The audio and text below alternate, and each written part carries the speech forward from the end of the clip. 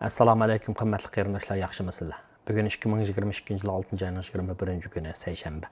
Ya'ni bugun bahor oxirlashib, atdan boshlab yozning 1-kuni boshlanadi. Ya'ni biz yoz fasliga qadam olamiz. Bugun men tuvandagi mazmunlarni diqqatingizga sunaman. Oldi bilan iqtisod haqida, ya'ni dunyoning iqtisodi, Amerikaning iqtisodi, pul muomala bozori, shifrli pul bozori deganga o'xshash. Anadan keyin bizga aloqador ba'zi xabarlar, ba'zi uchurlar haqida va ondan keyin men nashrga yo'llagan kitobim haqida qisqacha bayon bilan so'zimni oxirlashtiraman. Dunyoning iqtisodi bir necha sabablar tufaylidan cho'kish holatida turmoqda. Ya'ni yaxshilanish yo'q. Yevropa Markaziy bankasi, Amerika Markaziy bankasi, Shvetsiya Markaziy davlatlik bankasi va Angliyaning Markaziy bankasidan iborat bir necha banklar dunyoning iqtisodiga ta'sir ko'rsatgan muhim xavf yoki ta'sir ko'rsatgan omil, ya'ni yaxshilanishiga putoq bo'ladigan bir sabab pul paxalligining haddidan ziyoda yomonlashib ketishi deb qarayotdi. Ya'ni Amerikada mush 40 yildan buyongi pul paxalligining yuz berishi eng yuqori nuqtaga yetgan mezgillar hozir. Shuning bilan birlikda Yevropa pulini asas qilgan Yevropa iqtisodiyotida pul paxalligi 8.11% atrofida. Angliyada bu masala gavlik. Ya'ni umuman aytgan vaqtda vabo, ya'ni vabodan iborat bu ommaviy sog'lomlik krizisi butun davlatlarning iqtisodini chekindiryapti. Ya'ni iqtisodiy krizga aylantiryapti. Bu iqtisodiy taraqqiy qilgan ellardagi ahvol. Ammo iqtisodiy taraqqiy qilayotgan, iqtisodiy taraqqiy qilmagan ellardagi ahvol buningdanmi qo'rqinchli. Ya'ni ularning oldidagi masala sog'lomlik krizisi bo'lib qolmasdan yana iqtisodiy krizis, ijtimoiy, siyosiy krizlardan iborat. Ba'zi Afrikadagi ba'zi davlatlarda urush, ocharchilikning vahimasini aytib ig'ir. O'tgan qitimqi leksiyada, o'tgan qitimqi 2 leksiyada men shu masalani deb kelyapman. Navbatdagi dunyo iqtisodining cho'kishiga ta'sir ko'rsatgan omillar to'g'risida. Ya'ni ta'minlash jihatdan aytgan vaqtda ta'minlash zanjiridagi uzukchilik, zavodlarning taqlid qilishi, vaboning ta'siridan qatnashning to'xtab qilishi, mayli havo qatnashi bo'lsin, dengiz qatnashi bo'lsin, quruqlik qatnashi bo'lsin, bularningki ostilishi yoki to'xtab qilishi, Yevropadagi urush, ya'ni bu yil 2-oyning oxirida Rossiyaningki Ukrainaga hujum qilishi tufaylidan kelib chiqqan, uningga qarata ilingan tadbirlar, ya'ni iqtisodiy jazolar, Yevropaningki Rossiyaningki gazlarga, ya'ni energiyalarga bak tayinib qilishi, shu sababdan bu Yevropada mol bahosining o'rilishi va shundaqla yana Amerikada mol bahosining umumyuzlik o'rilishi, ya'ni markaziy banklarning mush vabo mazgilida xalqning turmushining haddidan ziyoda chekinib ketishining oldini olish uchun taqatgan pullar, masalan Amerikaning o'zini olib bersak, mush 2 yilning ichida 3 trilliondan ortiq pulni taqatdi. Ya'ni kishilarning esimda qilishicha 2021 yil dekabrdan bir necha oyning ichida har bir odamga $1400 albatta muayyan kirimga yetmagan kishilarga $1400 mushta pul bergan ish bor. Ya'ni shunday pul berishlarning natijasida 3 trilliondan ortiq pulni taqdim etdi. Ya'ni 38 yildan buyon Amerika aholilarining qo'lidagi naqd pul eng yuqori nuqtaga yetgancha shu vabo mazgili bo'lgan gap. Hamda bu xil hukumatning bu yordamlarini shunday to'xtatish bilan hozir bu kishilarning qo'lidagi amonat pulning miqdori ozish qarab mangdi degan gap.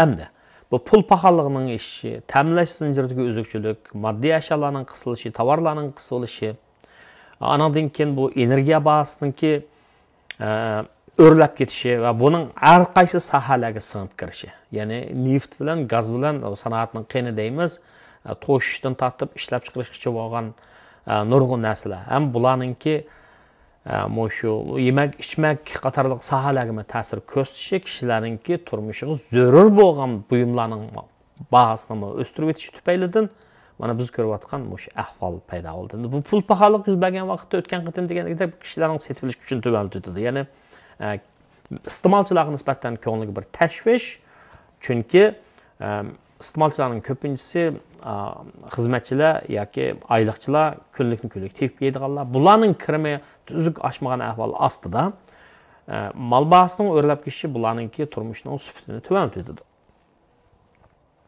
Hamda bu yana nimaga ta'sir ko'rsatyapti deganda, bu mol bahosininki shunday pul paxalligining yuz berishi, mol bahosining o'rlab ketishi yana mablag' sog'uvchilarning ko'nglida bir xil tashvishni paydo qiladi.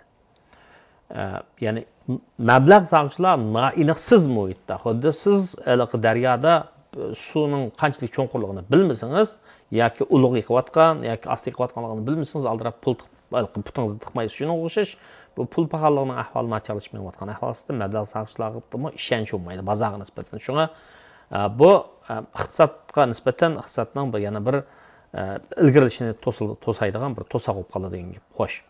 Mana bu shundoq bo'lganlikdan Markaziy bankka hozir Amerika Markaziy banki bo'lsin, Yevropa Markaziy banki bo'lsin, hammasi degidek o'zining o'sim nisbatini ma'lum miqdorda o'stirdi. Masalan, o'tgan hafta Amerikaning Markaziy bankisi 0.75% o'stirdi. Bu har qaysi savdo banklariga, har qaysi tarmoq banklarga bo'lgan vaqtda buning persent o'sdi. Shunga hozirlam shu uy oladiganlarga nisbatan aytganda yaxshi bo'lmagan bir xabar.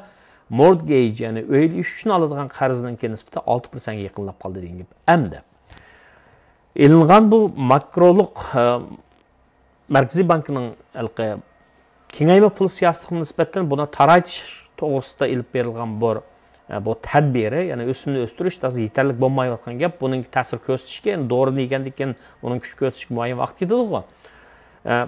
Buningki darhol tepishidan, ya'ni kuch berishidan unumini ko'rishiga biroz vaqt ketadi, ammo shunday bo'lsa-mu Markaziy bankdagi tadbir belgilovchilar, qaror chiqaruvchilar, ya'ni 7-oyda o'simni yana o'stirishninki parangini, fikrini qilayotgan gibi. Yani 7-oyda o'sim yana o'sdi degan gap. Agar bu shunday bo'ladigan ish bo'lsa, bu nimadan derak berdi degan vaqtda pul qarz oladiganlarningki qarz olishning bahosining yuqorligidan derak berdi. Bunday qolgan vaqtda qarz olgan pulning sommasi azlaydi, qarz olgan odamlarning soni azlaydi, yana mayli tijoratchi bo'lsin yoki korxonalar bo'lsin yoki shaxslar bo'lsin. Demak, bu oxirida nimaga berib taqiladi deganda, obert aylangan pulning miqdori azaygandan keyin, pul qo'ldan qo'lga o'tab to'magandan keyin bu iqtisodning chekinishini keltirib chiqardi. Ya'ni narsalarning ilinishi, setilishi ost bo'ldi degan gap. Shunga makroliq iqtisodda davlatlarningki asosliq yetmoqchi bo'lgan 3 nishoni bo'ldi. Birisi iqtisodni gullantirish, pul paxalligini tizginlash, ya'ni odatda 2% atrofida o'ssa, mol bahosi yildan yilga normal bo'lgan bo'ladi. Bunchalik o'smasa, ishlab chiqaruvchilarga nisbatan bir xil ularga nisbatan bir xil insentiv deb qo'yamiz, bir xil mahsulotlarni ishlab chiqarish uchun ularga nisbatan bir xil ilhom yoki turtki bo'ladigan ish bo'lmaydi. Shunga yana birisi ishsizlik nisbatini yo'qotish bo'ladi. Endi bu Markaziy bankka o'simni bunday o'stirishning maqsad pul paxalligini tizginlash bo'lsa, bu obertdagi pulningki miqdori azlab kessa nima bo'ladi deganda, bu iqtisodning, ya'ni iste'molning kemiyishini keltirib chiqardi. Bunday qolgan vaqtda bu iqtisodni yana bir chekinishga so'rab akilgan bir ahvol bo'ladi. Shunga bu xil mumkinchilikni yo'q degan bo'lmaydi. Ba'zi iqtisodshunoslar Amerika iqtisodida iqtisodiy krizisninki yuz berishiningki, ya'ni iqtisodning texnik nacharlashishining ehtimolligini cho'ngroq ko'rsatadi. Ya'ni bu yil va kelar yilgacha Amerikaning iqtisodida bir tuzilish bo'lmaydi deydi. Bu paychiki bozoriga nisbatan, pul muomala bozoriga nisbatan nimadan derak berdi degan vaqtda, pul muomala bozorida bu ahvolning yaxshilanishidan derak bermaydi. Ya'ni derak berdi, ya'ni shirkatlarningki foydasi azlaydi. Onda bo'lgandan keyin bular odam qisqartirishga boshlaydi, tannarxni azaytish uchun. Chunki shirkat degan pul topadigan iqtisodiy gavda.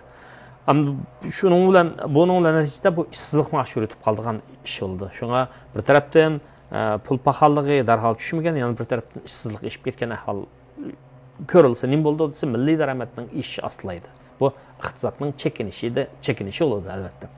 Shunga hozir bu Amerika duch kelayotgan masala emas. Ahvol Turkiyadami shu, Yevropadami shu, Xitoydagi masala shu.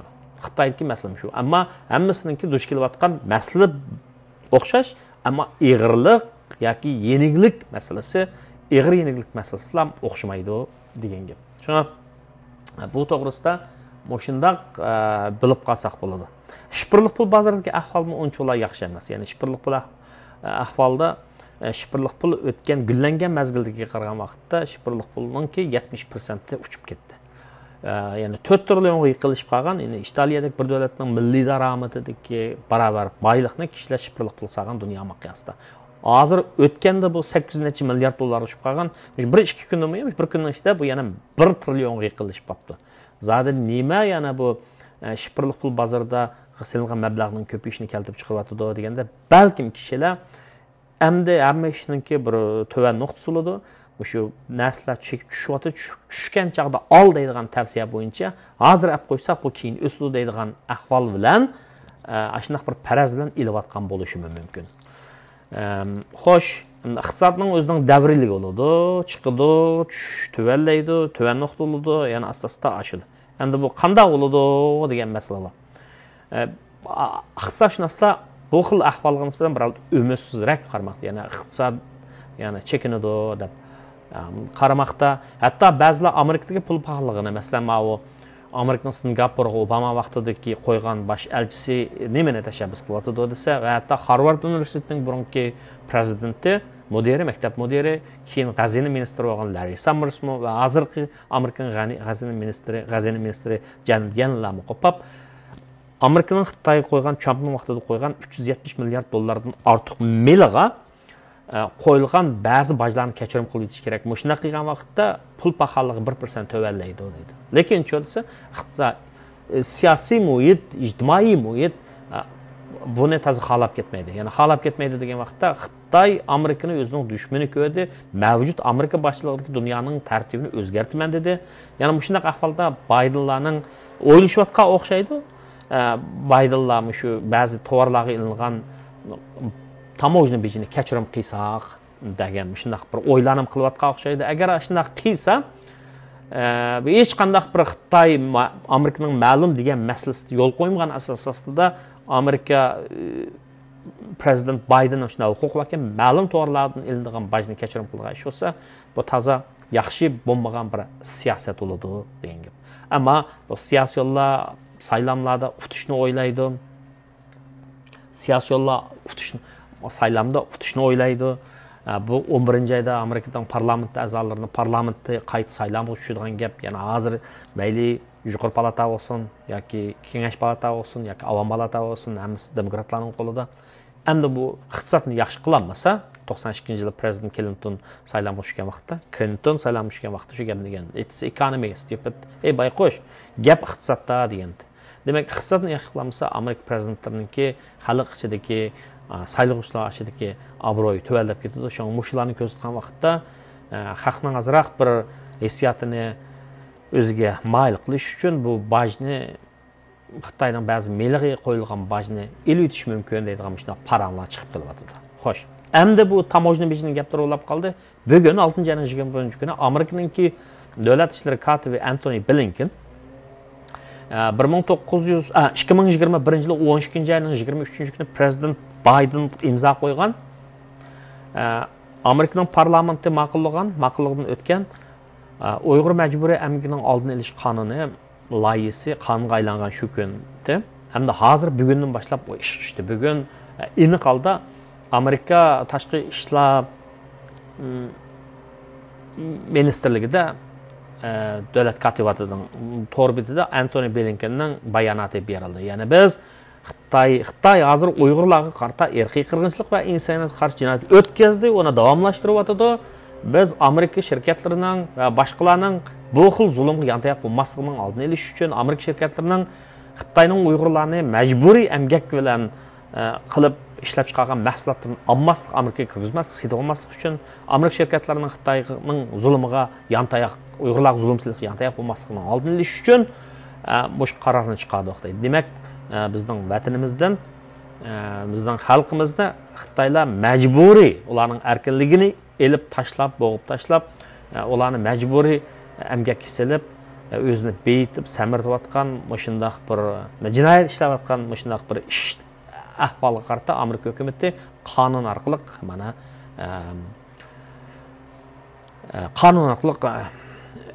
tadbir ilyapti degan gap. Ko'pchilikning xabarida bor Uyg'ur kishilik huquq qonun loyihasi ma'qullangandan keyin bizga qarata jinoyat ishlagan Xitoy amaldorlari qarata Magnitskiy yer shari xarakterli Magnitskiy qonuni bo'yicha jazo yurgizildi bir nechasiga. Shuning bilan birlikda yana shu har xil jazolar yurgizildi-da ularga. Endi ma'vo lekin u Xitoyga nisbatan bir ajallik zarba beramagan.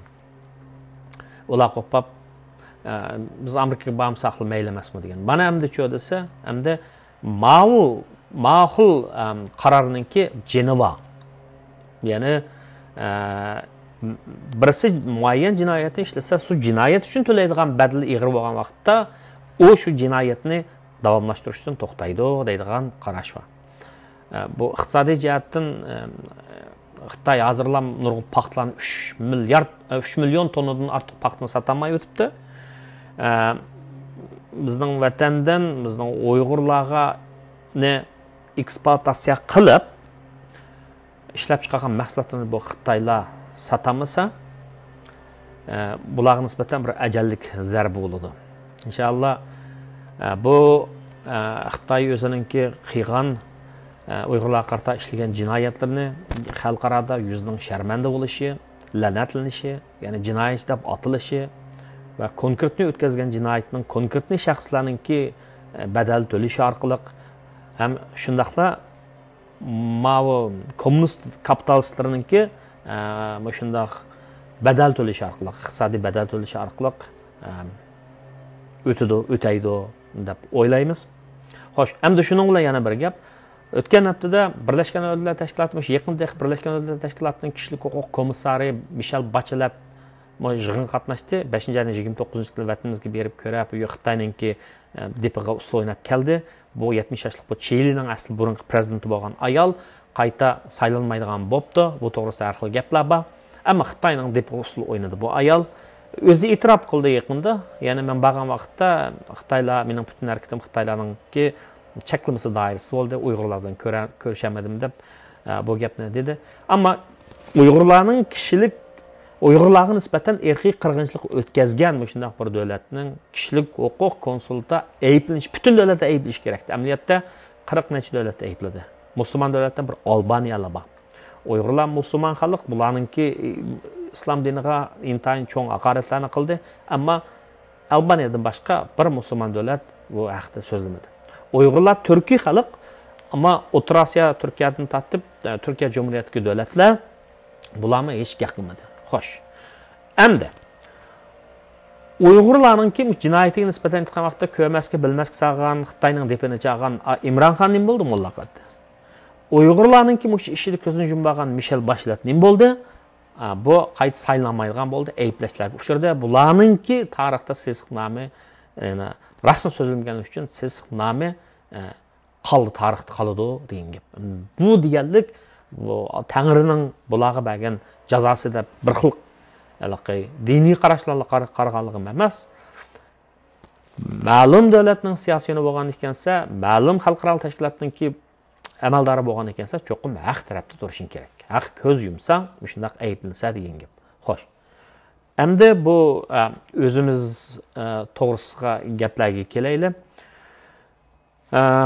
Uyg'urlarningki ishlar haqida yana Yevropadagi bir qism advokatlar Xitoyning Uyg'urlarga o'tkazgan jinoyatini xalqaro urush sotiga az qilyapti. Ya'ni bu irqiy qirg'inchilik o'tkazdi, bularni qarab chiqish kerak.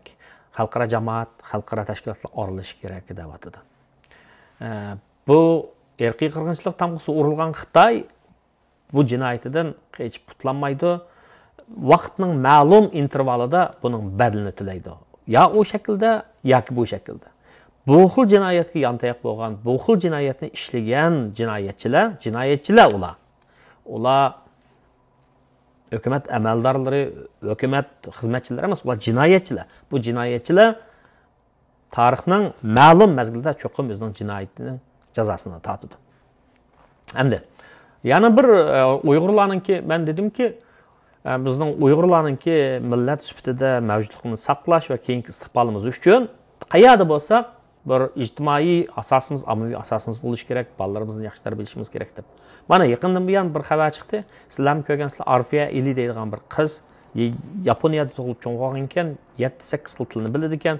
Yaponiya hukumati avatgan Birlashgan Davlatlar Tashkilotida amaldor bo'lgan Uyg'ur qiz ekan. Bu qiz Yaponiya parlamentining saylamiga tushmoqchi bo'libdi. Ya'ni o'zining Uyg'urligini obdan gavdlantiribdi. Mana bu haqiqiy bir usul. Ya'ni yashayotgan davlatlardagi ijtimoiy, ya'ni siyosiy hokimiyatlarga kirish, adliya, soqchi, qonun organlarida ish tutish bu nihoyatda muhim. Masalan, parlament degan qonun chiqargan ya. Bu nihoyatda muhim. Biz turayotgan davlatlardami, shu Amerika, Kanada, Yaponiya, Avstraliya va boshqa davlatlarda ham shunday qarindoshlarimiz cho'qim chiqadi deb o'ylayman. Turkiyada ham chiqsin, nopasimiz chiqib qolgandan keyin turk madaniyatiga turk tillar divani degan kitobni yozib qoldig'ini bizning buvimiz Uyg'ur Mahmud Qashqari. Shuning yuzi bo'lish kerak. Yusuf Xas Hojiblarningki yuzi bo'lish kerak. Uyg'urlar bu xil madaniyatlarningki tarixida, saqlanishida, rivojlanishida, ya'ni varis qilinishida muhim rol o'ynagan. Beshimizga kun tushgan vaqtda quyruqni hadi qilib, burnini qumning ostiga tikib olsa bo'lmaydi. Xo'sh. Endi men yana bir gapni deb o'tay. Pul muomala bozoriga mablag' silish degan kitobni men nashrga yo'lladim. Pul muomala bozoriga mablag' silish degan bu kitobda men shifrli pul to'g'risida so'zlab o'tdim. Ko'pchilik nurg'un gaplarni anglagan, masalan, Securities Exchange Commission degan, securities degan nima degan gaplar bor, option degan gaplar bor, masalan, forwards degan gaplar bor, pul muomala sistemasidagi terminlar, so'zlar.